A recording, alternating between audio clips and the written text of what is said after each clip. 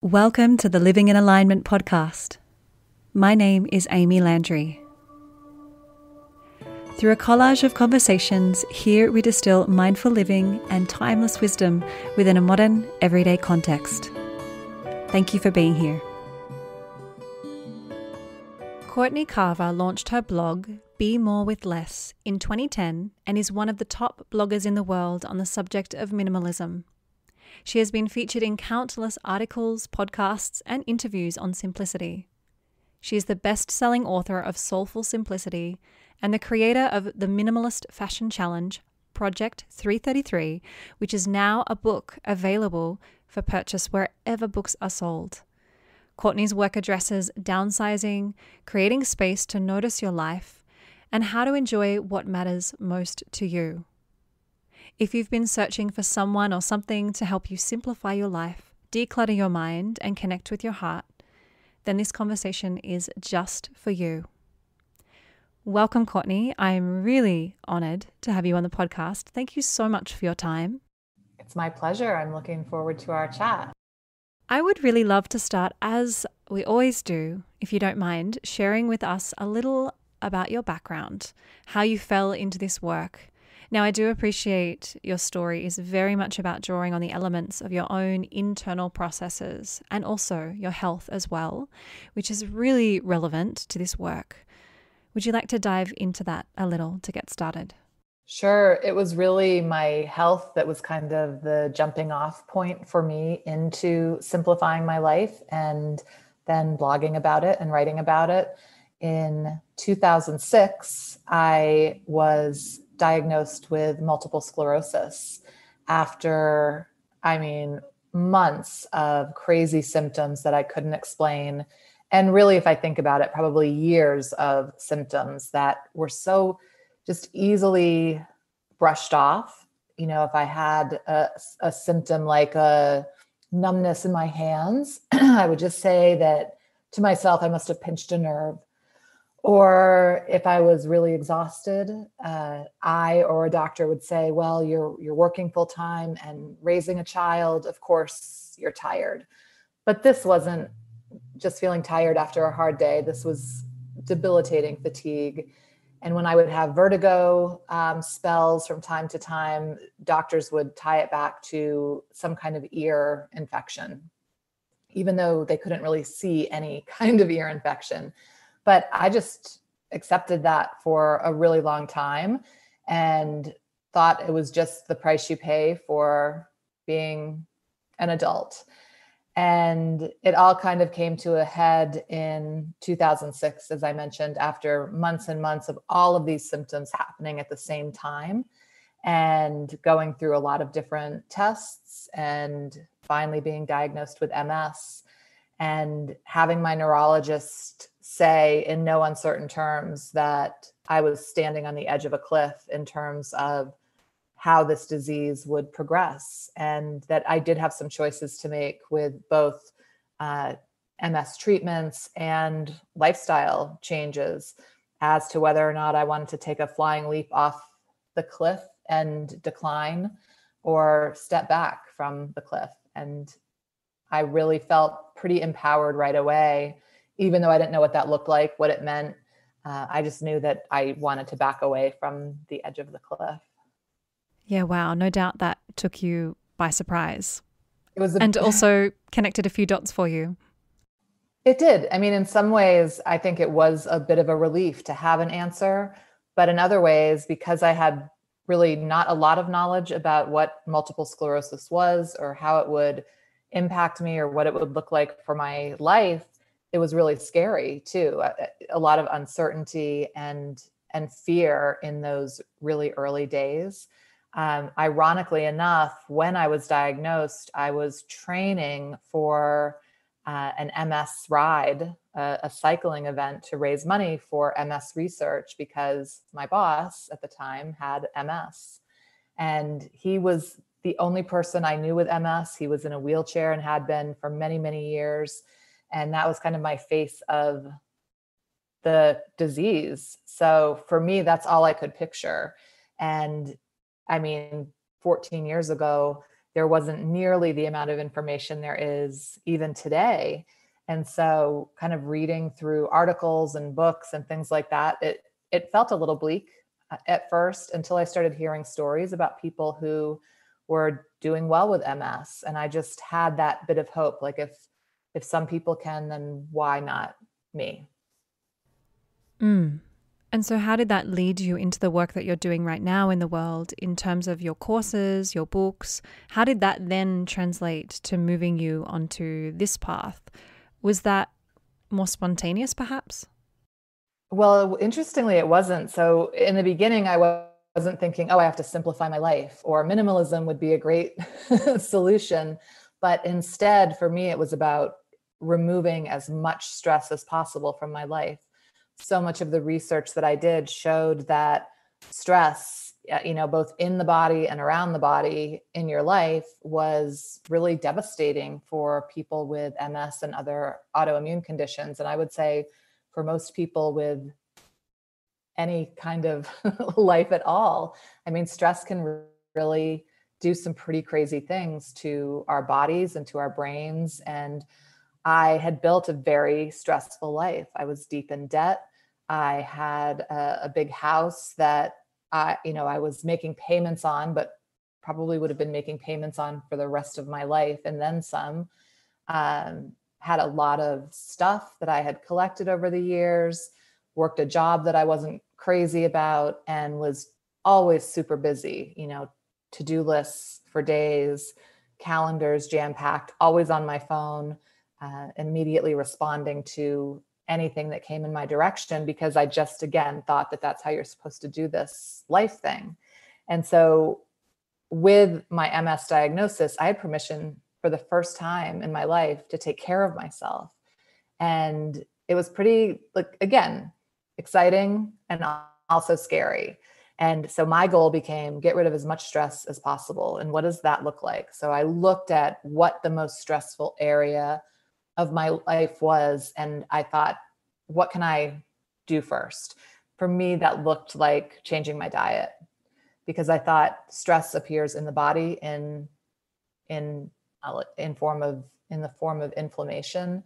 What am I eating that might be inflammatory? And can I reverse that by changing the food that I'm eating? Now, this was not doctor recommended. It's still not. And I'm not a nutritionist, so I don't make these recommendations for other people. I think you have to figure out what works best for you. But for me, it meant giving up most animal products, all animal meat, for a while, a lot of dairy, and just kind of reassessing how different food made me feel. And I still do that to this day, and it's always changing. And I'm always aware of that. Like, my body's always changing. So what I'm eating needs to change as well. And the way I think about what I eat, it needs to change too, because sometimes that can be really stressful. And for me, eating prior to this diagnosis was always about weight and like bad food and good food, and making sure that what I was eating didn't affect the number on the scale. And that was really stressful and damaging in itself. So that was another thing that I really had to shift, which didn't come for many years later. But once I kind of dialed in the diet and my relationship with my medical team, I started to look at other stressful areas. Debt was the next. And when we were paying off our debt, we stopped shopping and bringing things in. And it gave me a good chance to really see what I had. And I started to realize that the stuff surrounding me was affecting what was inside of me, about how I felt. And the clutter was really overwhelming. But because I didn't have time to think about it before, it just kept building up and building up. And so I really had a great opportunity to start decluttering. And it was probably in that time period that I realized that all of these changes I was making to de-stress were in the form of simplicity. That was kind of the common thread with each change. And it continues to be that. So a real stripping back. Definitely. And that's what really led me to do this work that I do now. It started out with a blog kind of documenting my journey. I hadn't figured it all out when I started the blog. I still haven't figured it all out, thank goodness. But when I started, I was still very much in debt, still getting rid of clutter. I was working my job that I didn't really enjoy. And so I got to talk about the process while I was in it, which was really great for me because I had some accountability for the changes I was making. But I think it was really impactful for the people reading or connecting with me online, because they were saying things like, if she can do it, I can do it. And that's what was so powerful for me after my MS diagnosis, was reading stories about real people figuring it out and saying, if they can do it, I can do it. Yeah. And ultimately what you've done is you've taken people on the journey whilst you've been on the journey yourself, which makes you and your work that much more relatable and human. And it's not about perfection. You've just taken people on that journey, which is really powerful. I've personally appreciated that a lot in your work, not only in your books, but also on your blog and in your email newsletters. There's always this element of an internal excavation. There's this direct relationship with what's around us. It's our outer world, our belongings, our life, as a reflection of that inner dialogue and conditioning. And on the note of minimalism, declutter, or however you wish to look at this, for the listener specifically, in a nutshell, why do you feel that this work is so relevant and important right now? It's not going away anytime soon, that's for sure. Could you speak to the key value in doing this work and facing our stuff? I think it's less about the action of decluttering, for instance, and instead what the result is, what we're left with, which is space to then ask questions about how we are living our lives and how we want to live. And it may start with, walking in after work and seeing a clean countertop and having that be, very calming and peaceful. And perhaps you're nicer to your family members because you're not stressed out about all the stuff that you have to take care of, at the end of the day. And so those clean countertops can really be this place that we start. It's something that's pretty easy to do in terms of just clearing an area to see, but then it goes so much further than that. And I think that's why this isn't a fad, or it's not something that's going away, because people are really making big changes in their life that started with decluttering a drawer or decluttering a countertop. Because when they see they can create space there, they start wondering, where else might I create space and have more peace in my life? So I think that's what makes it so powerful, is that it's really limitless in terms of the changes you can make. I didn't think that now, 10 years later, since I started the blog, that I would still be making really big changes in my life in terms of simplifying. I for a while thought maybe I had done it all. Like, I decluttered, I downsized into a place half the size that I used to live in. I quit my job. I started my own thing, and still things come up.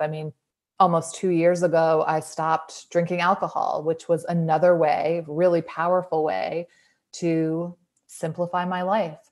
But prior to that happening, even though it had crossed my mind that I could benefit from that, I just wasn't ready. I wasn't there yet.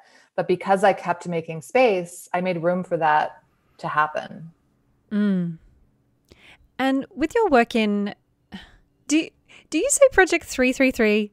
How do you say Project? I say 333? Project 333, but you can say whatever you'd like. Yeah, I think about it as 3 months and 33 items. So 333. Okay, yes. 333. Of course. Yes. This is such a good thing. So obviously it existed, it was an exploration, something that you did yourself, and now it's turned into a book. Why do you think there is a particular value in addressing our wardrobe? And that's a biggie for both men and women. It's a fantastic process. In your book, you offer so many great questions and prompts to help us really, purge and get to the bottom of the stuff that we have. I'm curious, why for you the wardrobe? How did that come about? Well, a few reasons. One is I think it's the place that we can accumulate the most in terms of stuff because we need to wear clothes every day. So we always have this excuse to buy something new. Like we have to wear clothes and there's events that come up. There's new trends and new styles and new seasons and it always a reason to buy something. And it's usually super cheap in many cases. So it's super easy to accumulate in the closet. And I know when I started simplifying my life, I didn't want to go there because I really thought shopping was a stress reliever for me. Uh, and so I kind of backburnered that whole area to begin with. And the simpler everything got around my closet, the more obnoxious my closet appeared. And I realized that I just held on to stuff year after year after year, but I didn't slow down on adding. So I would just box things up and put them aside or move things into a different closet or just constantly be shuffling things around. And I was still always wearing the same handful of clothes all the time. But I didn't realize I was sorting through all the other stuff every single day to get to the favorites. And that was stressful. And so for me, that turned into a wardrobe or closet experiment because I knew that the slow and steady approach that I normally took to change was not going to work in that department. So I thought if I could just try a challenge or an experiment just for a few months, I might be able to figure out what's going on here. Mm. And now for the listener, would you mind giving us a simple clarification as to what a capsule wardrobe actually is? Because that's obviously an element of this process we can all be looking into. Yeah. So the way I think about a capsule wardrobe is just having a handful of your favorite items that can take you through both work and social and life in general. And things that, for me at least, and I mean, people define this in a different way, but I want most of the things in that wardrobe to go together so that I don't have to think much about what goes with what. And usually capping it off with some kind of number. Not that the number is super important, but for the purposes, especially of Project 333, to have a number is really helpful because you can choose those items and then there's a hard stop at 33 or 35 or 40 or 10, whatever your number is. And then everything else just goes out of the closet and you don't have to get rid of it, but at least for a few months, get it out of sight so you can see what that feels like to open your closet and only have your favorite things there. And I include clothes, accessories, jewelry, shoes, all of it, because I know if I only included clothes, for instance, I would buy tons of shoes. I would find a loophole. It's human nature, isn't it? We really need boundaries. It's that discipline we desperately need. That's why 33 items, someone else has set the limit, set the bar, and it helps that very human programming. It gives us that little bit of discipline, you know? I love something which you reference in Project 333, and this is related to one of my own personal struggles, and no doubt many people listening will feel the same way. Because I really care about the environment, and this whole minimalist approach has been really in the forefront of my life the past few years, and of course something I'm working on all the time. And the thing is, when I'm decluttering and clearing out, I feel the weight and the stress of adding to landfill. And I'm wanting to be absolutely as mindful as I can be in terms of how I dispose of things, not just clothing, but everything. And it was a real reality check in Project 333. You say, someone once asked me how to let go and live a life of less stuff. And you go on to say that this person said, I don't want to contribute to putting more stuff in landfill. And then you said in response, you made that contribution from the moment you purchased that item. And I was like, whoa, yes, that is so powerful, so powerful. And it even ties in with one of your more recent social media posts. I don't want my legacy to be containers full of stuff. And as a mother, I'm thinking about what am I leaving for my kid when I'm gone? I don't want to leave him with stuff to have to go through. So that really got to my heart. These questions you prompt in the book, they are so potent. Another one, don't save it just because you think your kids will want it or will need it. It's outrageous. So I don't know if you have anything you want to elaborate on in regards to that, in terms of how we can work with these internal struggles, or maybe what's come up for you personally, perhaps. There was a time where I think I held on to stuff a little bit too long to make sure it would go to the perfect place, because I wanted to be mindful as well. And I realized that as long as I was breaking the cycle and not going to be in that cycle of donate, rebuy, donate, buy, and filling up the spaces, that I could have much more of an impact by letting go now than holding on for years trying to figure out the perfect thing to do with this stuff. And yeah, until we figure out better ways to recycle and repurpose, it's all going to the landfill. And really, it's all going to the landfill anyway, at some point, most likely. So I think as long as you're willing to stop that cycle, then give it to the best possible place, but steer clear of the perfect place, because I haven't found it. It's almost as though we're reinforcing that internal struggle and finding the excuses to not let go of things. You know, if we hold on for that little bit too long and we're willing to let it sit there in a box or packed away. And as someone who feels that I'm quite mindful in terms of what I bring in and clearing things out, I've still found myself holding on to stuff and it just sits there in the corner. And then I realize, well, what's the difference between it sitting here in my house or in landfill? It's still sitting on the planet, not being used. Of course, we can donate and recycle a ton, but not with everything. I was just going to say, I like that it's a process and that it's hard and that we really have to think about it, because going through that process, that's going to come up the next time we're getting ready to make a decision on buying something new. We will remember what that felt like if we are thoughtful about it. Absolutely.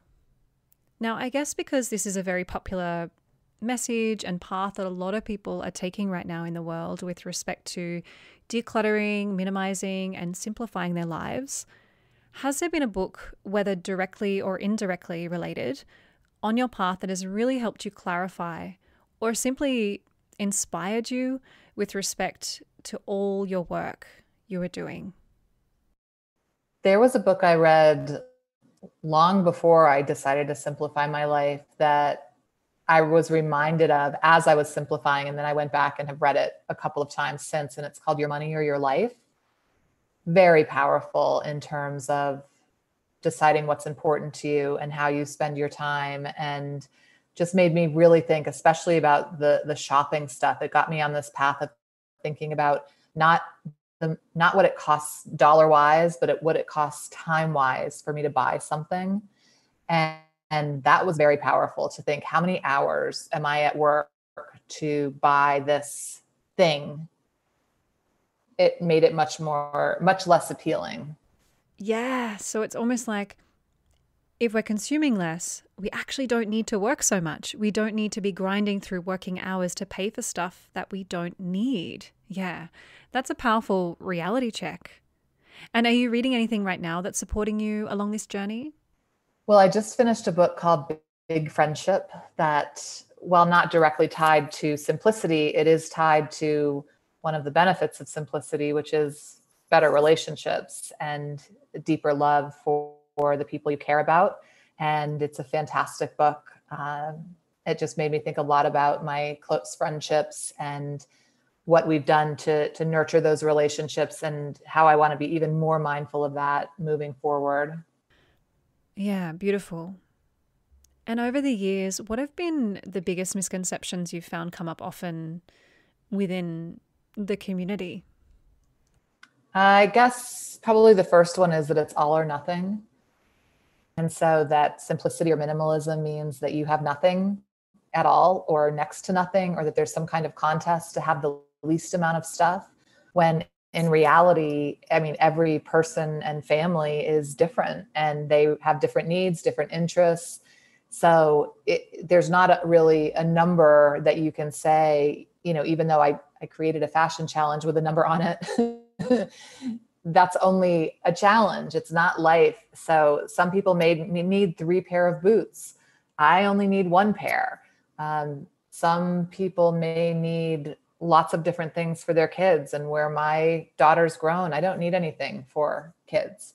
And so it's really up to each person to decide what's important to them and what really adds value versus is distracting them from what they care about. I want to remove those distractions, but there's no number or picture of what that is that works perfectly for everyone. And I suppose that creates for some people maybe more stress. As you were speaking, I was thinking, oh yeah, imagine searching minimalism on Pinterest. Oh my gosh. And the types of images you would see and what kind of pressure that would put on people, which is pretty wild. Yeah. So for over the years, in the past or even now in the present, has there been a really great teacher for you? A mentor, whether you've had a personal relationship with them or not? Is there someone that's really inspired you to be putting this work out into the world? I mean, there are a lot of authors and bloggers and people that I've connected with over the years who have done a lot for my journey, both in my personal life and in my work life. But in terms of always inspiring me to create a life full of what matters most to me, I have to say that my daughter is my biggest inspiration and my daily inspiration, and someone who is always challenging me and making me ask questions about not only the things I own, but how I spend my time and how I interact with other people. And she is really probably the biggest source of inspiration in my life always. Have you found she has been inspired and quite on board with the work that you do? I know you guys have a podcast together. Is that correct? We do. We have a podcast called Soul and Wit. And I would say that she definitely has been influenced, but we're not on the same page in a lot of respects, which makes the podcast really interesting. But in terms of being intentional, she's fully on board. Yeah, wow. That's very cool. So in light of your work and your health struggles and so forth that you've experienced, on a very personal level, what does living in alignment look and feel like for you in your life today? Yeah, so one thing I've noticed over the years is how my body knows, my heart knows before I know sometimes, if something is right for me or not, if my answer is going to be yes or no. And so in terms of being in alignment, I really pay attention to my body's response to the choices that I'm making.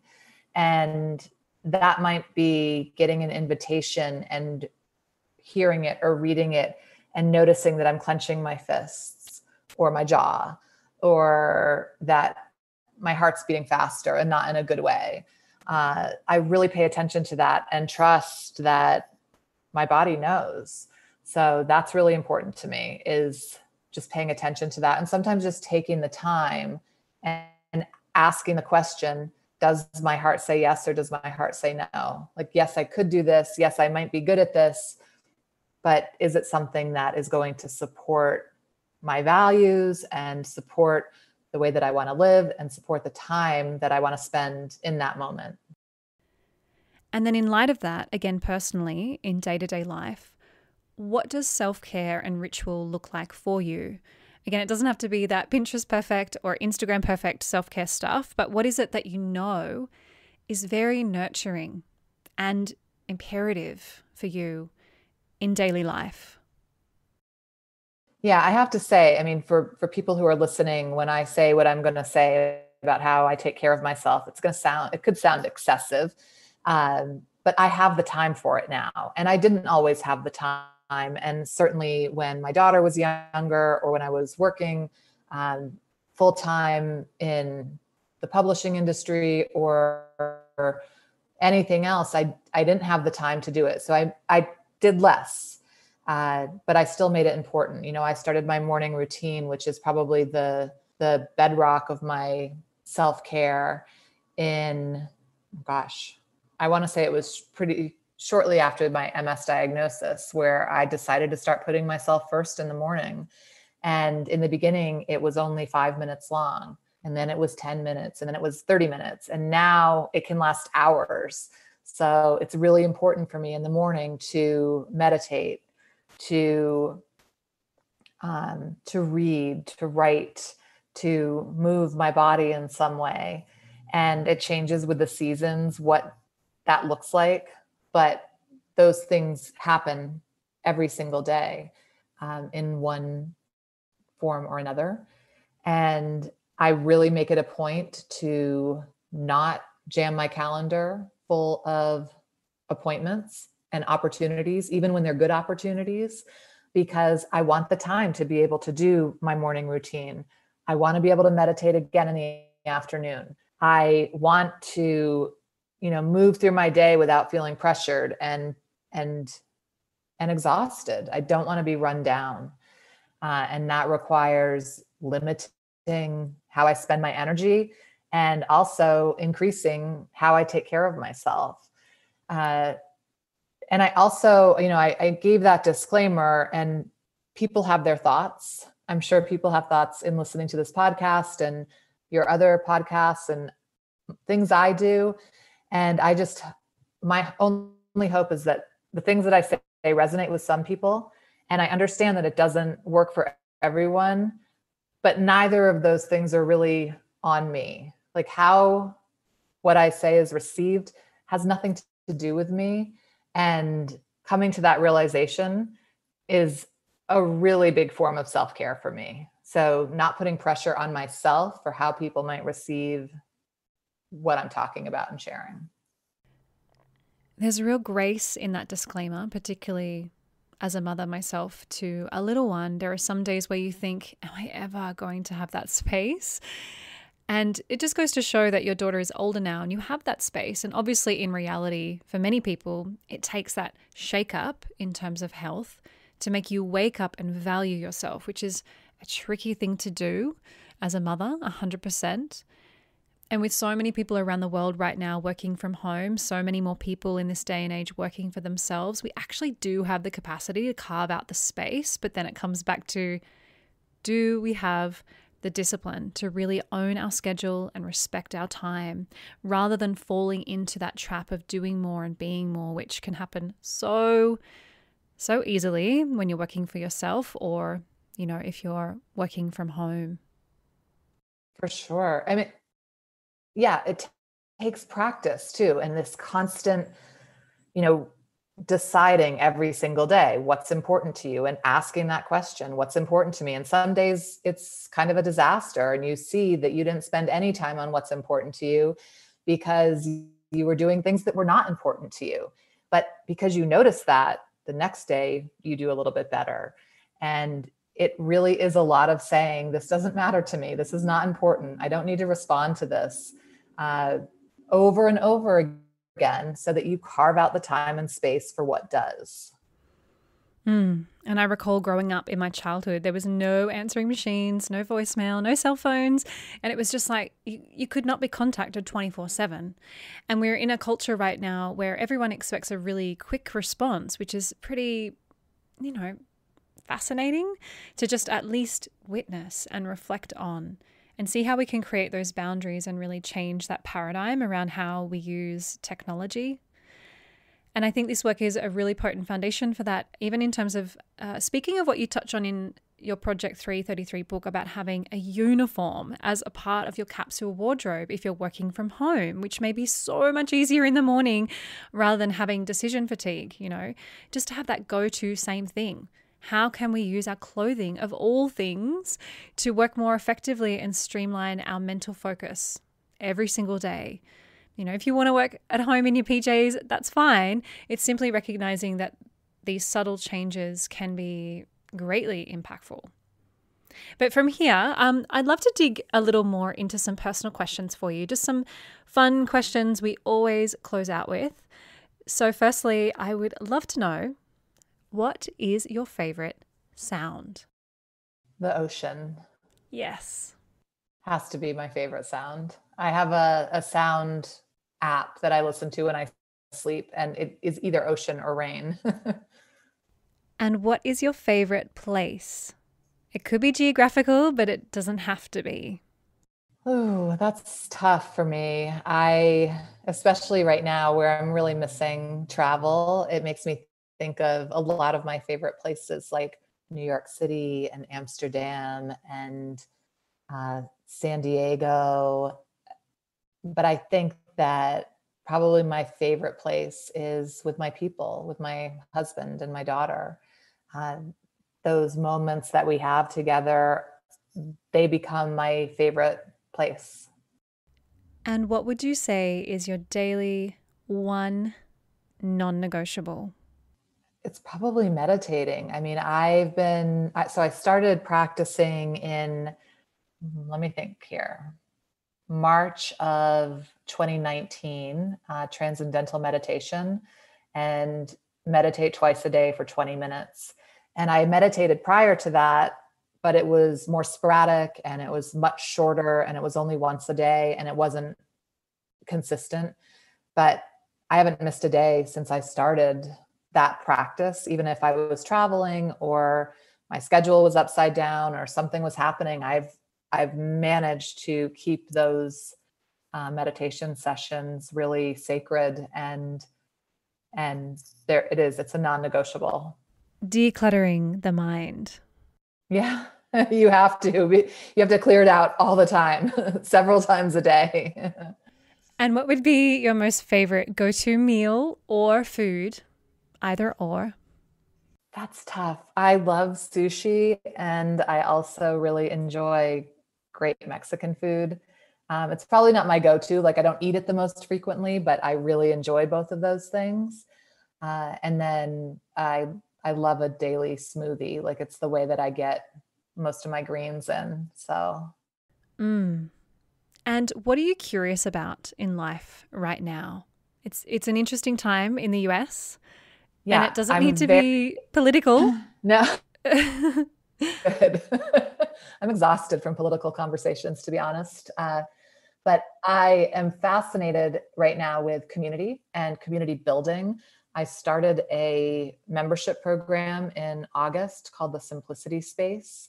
And I've always had great luck in attracting the best people to the with the work that I do. I mean, just these people that I connect with, I just know that they're my people.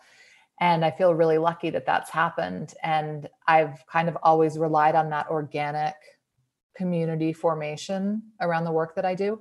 But now with this program, it's a little different in that I want to know more about the psychology behind community and understand how I can bring people even closer together and make them feel even more supported and loved. And I need to know things to do that. I can't just always rely on that natural happening of community. So I'm really digging into learning more about that. That's interesting. That's really interesting. And it seems like something valuable for everyone to dig a little deeper into. I mean, especially right now, and to see what the virtual communities look like and how that differs from in person, and how again you can really rise up and support people in that way. Mm. Very cool. Very cool. So you've already mentioned a couple of things, but for the listener, what have you got coming up in the pipeline? So, or what are the courses that we can plug them into? How can they, dive deeper into this work with you? Well, I have a lot of things that I've built over the years. So different courses and books and this new community, and then the podcast with Bailey, my daughter.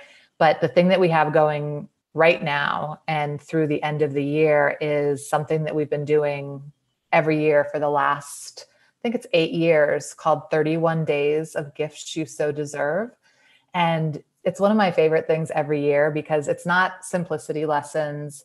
It's like a daily advent calendar in your inbox. And so every day throughout the month of December, you get something that invites you to slow down and enjoy the magic of the holiday season. And it could be anything from a playlist to a recipe to a thought or idea, a craft, just something that you get to say every day, I'm going to take 10 minutes and open this email and do something that plants me right in the heart of the holidays instead of thinking about what happened yesterday or what's going to happen tomorrow, just here today. And it's only $3.10. So it's something that's super affordable and that people end up gifting to like their book clubs or their churches or their colleagues so that they can do it together. And it's something that really lights me up, and I'm looking forward to getting started. Oh, that sounds so delightful. So is this all up on your website at the moment? It is, yes. Okay. And it's bemorewithless.com? Correct. Fabulous. And so everyone can find all the details they need for everything on that particular website, correct? They can. Great. And I highly recommend to anyone listening to jump onto your email newsletters. There's a lot of relevance there, but they're simple and not overwhelming and provide some really nice reflection, right? They keep bringing me back to this work just in a really gentle way as a part of daily life. So I do really appreciate that, because definitely in a world where our inboxes are saturated and I'm pretty discerning, it's good to be discerning. It's nice to have that richness and quality coming through with the emails. Thank you. Thank you. And I know we have touched on your website, but are there any other places that we can plug people into how they can find you, some social media? Yeah, I would say the website's the best, bemorewithless.com. And then I am on all social media platforms, but the one I'm the most present and available on is probably Instagram. So at bemorewithless on Instagram. Wonderful. And sorry, what was the name of the podcast with your daughter? Soul and Wit. Soul and Wit. Great. And you guys have an Instagram account for the podcast as well?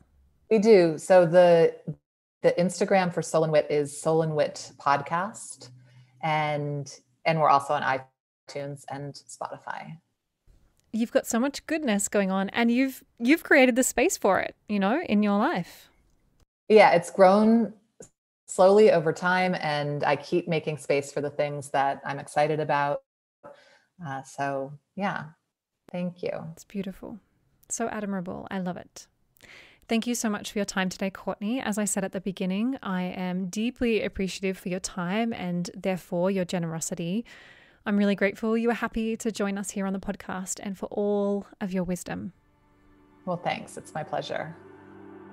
If this episode was of value to you and your life, please subscribe. And if you can think of someone who would benefit from this dialogue, please do them a favor and send it their way. If you feel called, hop on over to iTunes and leave a 5-star review. This is the best way to get these conversations into the ears and hearts of our wider community, to those who need it most. You can find me at amyelandry.com or over on Instagram at amyelandry. May we all move a little closer to a life living in alignment.